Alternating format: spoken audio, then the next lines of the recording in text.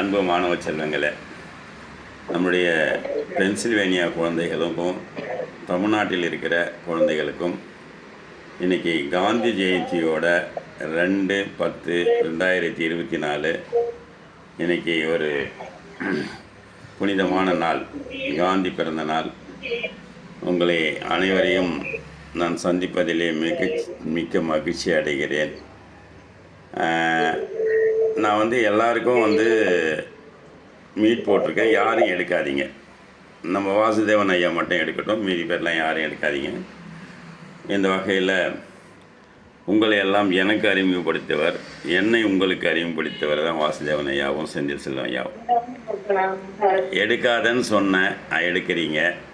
வாசுதேவன் ஐயா மட்டும்தான் எடுக்கணும், நான் அவர் மட்டும்தான் பேசணும், மீதி பேர் யாரும் பேசக்கூடாது. சரியா? அந்த வகையில் இன்றைக்கி பெற்றோர் சந்திப்பு. இந்த மாதம் பூரா நீங்கள் என்ன பண்ணீங்க, உங்களுடைய கணக்கு வழக்கை நாங்கள் பார்க்கணும். அதாவது ஆங்கிலத்தில் சொன்னால் தான் புரியும் உங்களுக்கு. ஆடிட் பண்ணுவாங்கன்னு சொல்லுவாங்க. அந்த மாதிரி ஆடிட் பண்ணுறோம். எனக்கு எல்லா பெற்றோர்களுக்கும் எனக்கு நான் சொல்கிறது என்னென்னா, இந்த 1ஆம் தேதியிலிருந்து அடுத்த 30ஆம் தேதி வரைக்கும் 15 அதிகாரத்துக்கு நாங்கள் முக்கியத்துவம் கொடுப்போம்.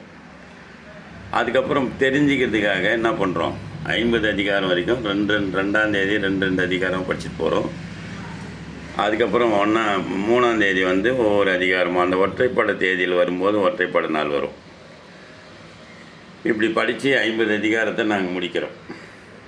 நீங்கள் ஒரு நாளைக்கு 5 குறள் மட்டும் சொல்லிக் கொடுத்தா போதும் பிள்ளைகளுக்கு. அந்த 30 நாளில் 15 அதிகாரம் கிளியர் பண்ண முடியும். ஐஏஎஸ் கிளியர் பண்ணுற மாதிரி மொத்தம் ப்ரிலிமினரி பாஸ் பண்ணிவிடுவோம். அடுத்தது மெயின்றது 50 அதிகாரம். அது இன்டர்வியூன்றது 1000 அதிகாரம் போயிடும். அதனால் இந்த மாதிரியான வேலையில் இன்று நம்முடைய இணைந்திருக்கிற மதிப்பிற்கும் மரியாதைக்கும் உரிய வாசுதேவன் ஐயா அவர்களை அன்புடன் அழைக்கிறேன். வாருங்கள் ஐயா, உங்களுடைய வாழ்த்துரை தாருங்கள். இந்த பிள்ளைகளுக்கு நீங்கள் பேசக்கூடிய ஒவ்வொரு வார்த்தையும் கவனிக்கப்பட வேண்டியதாக இருக்கிறது. அந்த அளவுக்கு சிறப்பாக அறிவுக்கண்ணை திறக்கிற ஒவ்வொரு வார்த்தையும் இந்த பிள்ளைகளுக்கு தேவை என்பதால் நீங்கள் ஒவ்வொரு மாத இறுதியிலும் நீங்கள் பேச வேண்டும் என்பதுதான் இந்த குழுவோட ஆசை. பேசுங்களையா. நன்றி ஐயா. எல்லாருக்கும் வணக்கம். இது பார்க்கறதுக்கு ரொம்ப சந்தோஷமாக இருக்குது. எல்லா குழந்தைகளும் தினம் அந்த நேரம் தவறாமல் தினமும் குரல் சொல்கிறது அது ரொம்ப நல்லா இருக்குது பார்க்கறதுக்கு. அந்த நாளை குரல் சொல்லி ஆரம்பிக்கிறது ரொம்ப நல்ல சிறப்பு. அதுவும் நேரம் தவறாமல் குரல் சொல்லி ஒரு குரல் 2 குரல் இல்லை, பல 100 குரலை சொல்லி பண்ணுறது ரொம்ப ரொம்ப சிறப்பு. இதுக்கு எல்லாத்துக்கும் இப்போ சொல்லித்தர காமராஜ் ஐயா எல்லாத்துக்கும் நன்றி சொல்லணும். நன்றி ஐயா. உங்களுடைய சேவை நாட்டுக்கு ரொம்ப ரொம்ப தேவை. நம்ம குழந்தைங்க இத்தனை குழந்தைங்க படிக்கிறாங்க. இவங்களையும் தாண்டி பல 100 குழந்தைகள் படித்து எல்லாரும் சிறப்போட இருக்கணும். இது குரல் படித்து இது அந்த குரல் போல வாழ்றது மட்டும் இல்லை, இது மூலமாக நிறைய சிறப்பு இருக்குது. இவங்க இதனால் நிறைய ஞாபகம் வச்சுக்கலாம். குரல் படி வாழலாம். இதை உபயோகித்து பல பேர்த்துக்கு சொல்லிக் கொடுக்கலாம். இவங்க இதில் மட்டும் இல்லை, இவங்களுக்கு அப்புறம் வர சந்ததிகளுக்கும் போய் சேரும் அப்படிங்கிறத நான் அனைத்தரமாக நம்புகிறேன். இது உதவியாக இருக்கிற காமராஜ் மீண்டும் என்னுடைய நன்றிகள். இது மேன்மேலும் சிறக்க வேண்டும் என்பது என்னுடைய எண்ணம். நன்றி ஐயா. எல்லோரும் நன்றி. வணக்கம், வாழ்த்துக்கள். இந்த வேலையில் நம்ம செந்தில் சேவன் ஐயாவுக்கும் பார்த்தசாரதி ஐயாவுக்கும் குழந்தைகள் ராமசாமி ஐயாவுக்கும் நான் நன்றி தெரிவிச்சுக்கிறேன். ஆதவன் கை வைக்காதீங்க தலையில். எப்பயுமே தலை சீவினா அந்த கழிச்சு விடாதீங்க. ஒரு தடவை தலை சீவிட்டால் சரியாக போச்சு. அடுத்தது நான் சொல்கிறேன், பிள்ளைகளே உங்கள்கிட்ட இருக்கிற சின்ன விடயங்கள் இருக்குல்ல, அதெல்லாம் வகிச்சிடுங்க. முதல்ல புலர்காலை பொழுதில் எந்திரிக்கிறது, தூக்கத்தை வகிக்கிறது. அதுக்கப்புறம் என்ன பண்ணுறது, கெட்ட பழக்கம்லாம் இருக்கு பாருங்கள். நாக்கில் கை விடுறது, வாயில் கை வைக்கிறது, மூக்கில் கை வைக்கிறது, அப்புறம் தலையில் பேன் கடிக்கிற மாதிரி சொரியறது, அப்புறமேல்ட்டு அங்கே பார்க்குறது இங்கே பார்க்குறது, உதட்டை பிதுக்கி பிதுக்கி விடுறது இதெல்லாம் வந்து வகுப்பறையில் வந்து பண்ணக்கூடாது. டிஷ்னு வந்திருக்கான். எனக்கு உண்மையிலேயே 3 நாளாக எனக்கு ரொம்ப நல்லா தூங்குறேன் நான். தூக்கம் வரலன்னு சொல்கிறத விட நல்லா தூங்குறேன். அவன் படிக்கிறத பார்க்கும்போது என்னடா இவன் வந்து இப்படிலாம் திட்டு வாங்கி கிடந்தான். இவன் வந்து இந்த மாதிரி ஏன் நான் உன்னை போய் திட்ட போகிறேன், உன்னை என்ன திட்டின்னா எனக்கு என்ன வந்துடுதா சொல் பார்க்கலாம். அப்போ நேராக உங்கள் வீட்டுக்கு வந்து திசுன்னு வாடா சாப்பாடு எடுத்தடா, என்னடா வச்சுருக்கா, தோசை இருக்கா, சோறு இருக்கா, எடுத்து வந்து போடுறான்னு சொல்லி சந்தோஷமாக சாப்பிடுவேன் நான். அந்த அளவுக்கு யாரை பற்றியும் கவலையே படல. அவன் அந்த 10 குறளை வேகமாக நல்லா படிக்கிறான். அது வந்து எனக்கு ரொம்ப பிடிச்சிருக்கு. அதே மாதிரி பிள்ளைகள் கேள்வி கேட்கும்போது ரொம்ப சிறப்பாக சொல்கிறாங்க. அந்த இடத்துல வகுப்பை கவனித்து அந்த இடத்துல பண்ணுறாங்க. அவங்களுக்கும் என்னுடைய வாழ்த்துக்களையும் சிறப்புகளும் சொல்கிறேன். இப்போ நான் ஐயா சொன்னாங்க, நீங்கள் வந்து இது மாதிரிலாம் பண்ணுறீங்க, உங்கள் சேவையெல்லாம் தேவை அப்படின்னு. நான் ஒரு விஷயம் உங்களுக்கு நான் சொல்ல கடமைப்பட்டிருக்கேன். திருவள்ளுவர் வந்து எவ்வளோ நேரத்தை செலவு பண்ணியிருப்பார், யோசனை பண்ணி பாருங்கள். ஒரு வாழ்க்கையில் அவர் எத்தனை வயசு வாழ்ந்துருந்தால் இவ்வளோ அனுபவம் கிடச்சிருக்கோம். அதை வந்து இன்றைக்கி வந்து நிறைய பேர் திரித்து பேசலாம். ஒருத்தர் செய்யலை, 2 பேர் செய்யலை, 4 பேர் செய்யலை, அதை பற்றிலாம் நமக்கு கவலையே கிடையாது. நமக்கு வந்து ஒரு செய்யுள் இந்த அளவுக்கு இயற்ற முடியுமா அப்படின்னா இயற்ற முடியாது. அதுவும் ஒரு குறள் வெண்பாவில் 1.25 அடியில் 2 அடியில் நம்மளால் அதை செய்ய முடியுமா? அதே சொன்னால் கூட உலகம் ஏற்றுக்கோனா? இதுக்கு 1000 பேர் 1000 சொல்லுவான். ஆனால் எல்லாரும் ஏற்றுக்கிற மாதிரி ஒரு விஷயத்தை செஞ்சுருக்காருன்னா அவர் எவ்வளோ நேரத்தை செலவு பண்ணியிருப்பார். அதை நம்ம வந்து அடுத்த தலைமுறைக்கு கடத்திட்டு போகணும், அடுத்த செல்வங்களுக்கு கடத்திட்டு போகணும். இப்போ நான் நினச்சேன் ஒரு கடையில் போய் கடை வச்சுக்கிட்டு ஒரு நாளைக்கு 10,000 2,000 கூட சம்பாதிக்க முடியும். எனக்கு அது தேவையில்லை. ஏன்னா என்ன பண்ண போகிறேன், இனிமேல் சம்பாதிச்சு ஒரு 60 வயசுக்கு மேலே உட்காந்து சம்பாதிச்சின்னு உட்காந்துக்கிட்டு தான் அதை நான் கூட அடிக்கடி சொல்லுவேன். ஒரு 2 வருஷம் ஓய்வு எடுக்கிற நேரத்தில் என்னையா சம்பாதினா நிறுத்தியா, முதல்ல வட்டி கூட்டுறதெல்லாம் நிறுத்தியா முதல்ல அப்படிலாம் சொல்லுவேன் நான். காரணம் கேட்டிங்கன்னா அடுத்த சமுதாயம் என்ன பண்ண போகுது, அடுத்த சமுதாயத்துக்காக நம்ம என்ன பண்ண போகிறோம். உண்மையிலே சொல்கிறேன் நான், என்னுடைய பிள்ளைகள் எல்லாருமே நீங்கள் உயர்ந்த இடத்துல இருக்காங்க. நிறைய டாக்டர்ஸ் வந்திருக்காங்க. என்னுடைய குழந்தைகள் முதல் கொண்டு நான் பின்னாடி திரும்பி பார்க்கல. நான் அடுத்த குழந்தை ஊடார் பிள்ளையை ஊட்டி வளர்த்தால் தான் பிள்ளை தானே வளரும் அப்படின்னு சொல்லுவாங்க. அதுக்கு வந்து நிறைய பேர் வேறு கருத்து சொல்லுவான். அது உன் பொண்டாட்டி அடுத்த ஊரார் பிள்ளை அது நீ ஊட்டி வளர்த்தினா உன் குழந்தை வயிற்றில் வளரும், அந்த குழந்தை நல்லாயிருக்கும் அப்படிலாம் கிடையவே கிடையாது. இது இல்லை சமன்பாடு. நான் அதில் உடன்பாடே கிடையாது.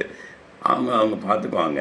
நீங்கள் என்ன பண்ணால் அடுத்தவங்களுக்கு உதவி செய்யும்போதோ அது இதை வந்து தானம் கொடுக்கறது வந்து பணம் கொடுக்கறது மட்டும் கிடையாது. கருத்து தானம், கல்வி தானம், ஒரு பெரிய விஷயம்லாம் வந்து ஏற்றிட்டு போகணும்.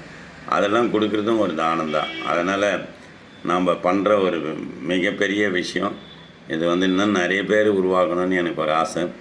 எனக்கு 1400வது நிகழ்ச்சி வரப்போகுது. இந்த வகுப்பில் ஒரு 400 பேராவது படிக்கணும்னு நான் நினைப்பேன். ஆனால் அதை என்னால் எட்ட முடியல. ஏன்னு கேட்டிங்கன்னா 10 மாதம் கழித்து ஒரு 20 பேர் போயிடுவான்.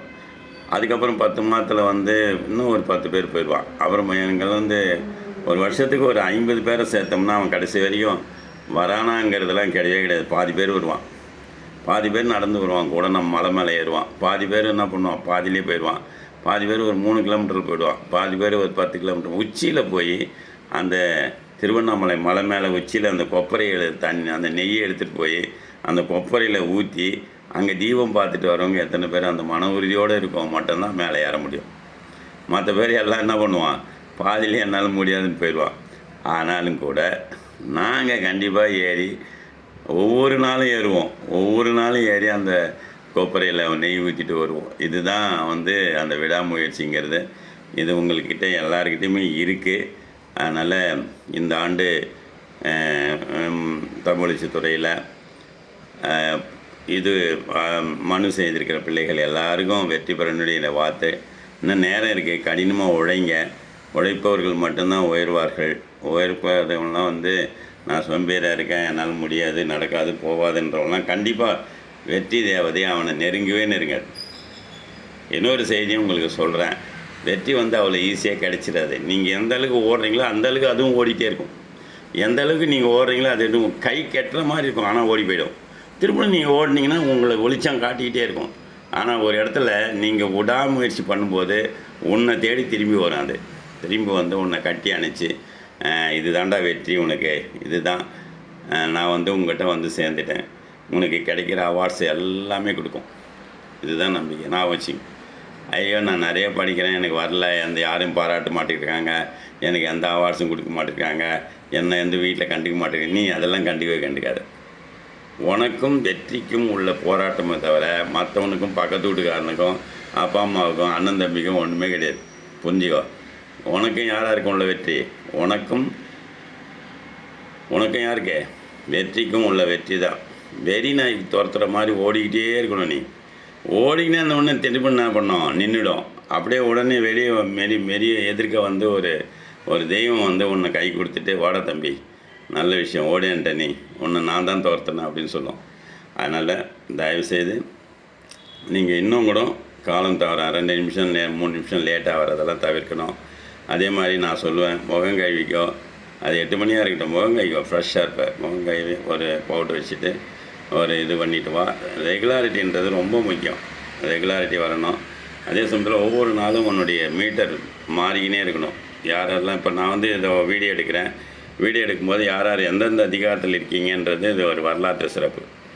அதே 840ங்கிறது எத்தனை மாதமாக இவன் இருக்கான், குகன் இருக்கான்றதை அவனே பார்த்து தெரிஞ்சுக்கலாம். அது யூடியூப்பில் இருக்குது. நான் இதை இப்போ யூடியூப்பில் அப்படியே போட போகிறேன், எல்லோரும் தான் பார்க்குறாங்க. அதனால் இன்றைக்கி வந்து எல்லா குழந்தைகளும் வந்து காந்தி ஜெயந்தி, நம்முடைய கார்த்திகேயன் அவர்கள் 45 நிமிடம் 50 நிமிஷம் 1 மணி நேரம் பேச போகிறார் காமராஜர் பற்றி. அந்த லிங்க்கு எல்லாருக்கும் நாம் குழுவில் போடுறோம். யாரெல்லாம் முடியுமோ வந்து அவன் எப்படி பேசுகிறான்னு பாருங்கள். ஒரு மிகப்பெரிய கலெக்டர் மாதிரி பேசுவான். நானே ஆச்சரியப்பட்டேன். நான் ஏன் சொல்கிறேன் சரியா? அன்னைக்கு கூட திடீர்னு சொன்னேன் பாருங்கள், நன்றி உரையை சொல்கிறான்னா உடனே சொன்னான் பாருங்கள், எப்படி சொல்கிறான் பாருங்கள். அந்த மாதிரி சொல்லணும். அனைவருக்கும் இந்த நேரத்தில் நன்றி. நம்மளையெல்லாம் ஊக்கப்படுத்தி கொண்டு நம்மளையெல்லாம் வழிநடத்தக்கூடிய இருவர்கள், அதில் ஒருத்தர் வந்திருக்காரு. அவர் பேர் தான் வாசுதேவன் ஐயா. சரியா? அவருக்கு எல்லோரும் கரவொலி கொடுங்க. கரவொலி கொடுத்து அவருக்கு நன்றியை பாராட்டி, தினமும் நாம் கூட வந்து அவர் படிக்கணும்னு அவசியமே கிடையாது. ஆனால் என்ன பண்ணுறாரு, நம்ம கூட வந்து இன்னும் தெரிஞ்சுக்கிறாரு. நிறைய விஷயத்தை நம்மளும் கற்றுக்குவோம். நிறைய 4 விஷயத்தை 4 குரலை கற்றுக்க மாட்டோமா அப்படின்னு சொல்லிட்டு வந்து கற்றுக்கிறாரு. அவருக்கும் நம்முடைய வகுப்பை சிறப்பாக நடத்தி கொண்டிருக்கிற அன்பிற்கும் மரியாதைக்கும் உரிய நம்முடைய ரேவதி என்கிற ஜெகதா 2 பிள்ளைகளையும் 1330 குரலையும் உருவாக்கி நல்ல சேலம் மாவட்டத்துக்கு மிக பெருமை சேர்க்கிற ஒரு குழந்தைகள். முதல் ஓப்பனிங் பேட்மேன் யாரானாக்கா ஆகாஷ் தான். அதனால் இந்த ஆண்டு அவர் பரிசு வாங்குவார். இந்த வாய்ப்பை அளித்த அனைவருக்கும் நன்றி. குழந்தைகளாக ஒவ்வொரு நாளும் எனக்கு 5 அதிகாரம், 2ஆம் தேதி இன்றைக்கி 2 10 முடிச்சிருக்கணும். என்ன நீ எதில் இருக்கிறியோ அதிலிருந்து ஒரு 5 மீட்டர் நடந்தால் போதும். அடுத்த 5 மீட்டர் நடந்தால் போதும். ஒரு நாளைக்கு 10 மீட்டர் நடந்தால் போதும். உன்னுடைய இலக்கு அங்கே போய் சேரும். இந்த வாய்ப்பை நல்கிய அனைவருக்கும் நன்றி பாராட்டி, இப்போது முறையான நன்றியை சொல்வதற்கு நம்முடைய கார்த்திகேயன் அவர்களை அழைக்கிறேன். கார்த்திகேயன் வாங்க.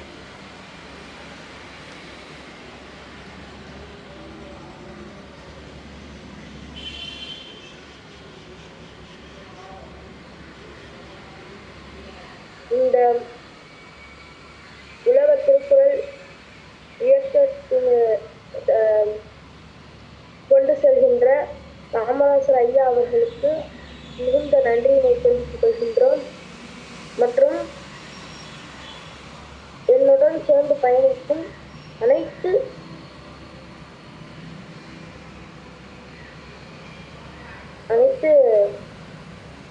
நண்பர்களும் சகோதரர்களுக்கும் மிக்க நன்றி.